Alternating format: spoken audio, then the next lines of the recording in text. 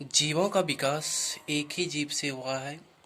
कई सारे प्रमाण देते हुए एक प्रमाण योजक कड़ी से प्रमाण, इनमें जैसे विषाणु विषाणु वैसे जीव होते हैं, ना तो यह सजीव होते हैं न निर्जीव होते हैं। इसको अगर सजीव के शरीर के अंदर रहते हैं तो यह सजीव होते हैं, अगर निर्जीव में रहते हैं तो ये निर्जीव होते हैं। इसे न तो पूर्णतः सजीव कहा जाता है न निर्जीव कहा जाते हैं। तो ये बीच वाली स्थिति में है। उसके बाद युगलिना युगलिना पौधा और जंतु के बीच की कड़ी की है। युगलिना जब होते हैं, इसमें रात के समय यह समुद्र के अंदर केमिकल को खाते हैं। उसके बाद दिन जब सुबह सूर्यास्त हो जाते हैं तो इसके अंदर क्लोरोफिल पाए जाते हैं, जो क्लोरोफिल के से अपने भोजन तैयार करते हैं। तो पौधे का भी गुण होते हैं और जंतु का भी गुण होते हैं युगलिना में। उसके बाद नियोपिलाइना, इस संघ को मोलस्का तथा एनेडा के बीच की कड़ी माने जाते हैं।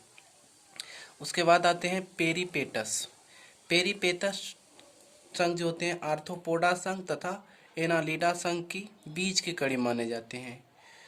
उसके बाद आते हैं बैगलेलोग्निसस, ये कशेरुक तथा ओकशेरुक के बीच की कड़ी को मानी जाती है। कशेरुक कहने का अर्थ जिसके शरीर में रीढ़ की हड्डी मौजूद हो, वह जीव कशेरुक होते हैं। और ओकशेरुक कहने का मतलब जिसके शरीर में रीढ़ की हड्डी अनुपस्थित हो या बौन हो ही नहीं, जैसे कि केचुआ वगैरह आप लोग देखे होंगे, उसमें बौन अनुपस्थित होते हैं। उसके बाद प्रोटोथीरिया। प्रोटोथीरिया सरीसृप तथा स्तनधारी के बीच की संयोजी कड़ी होते हैं।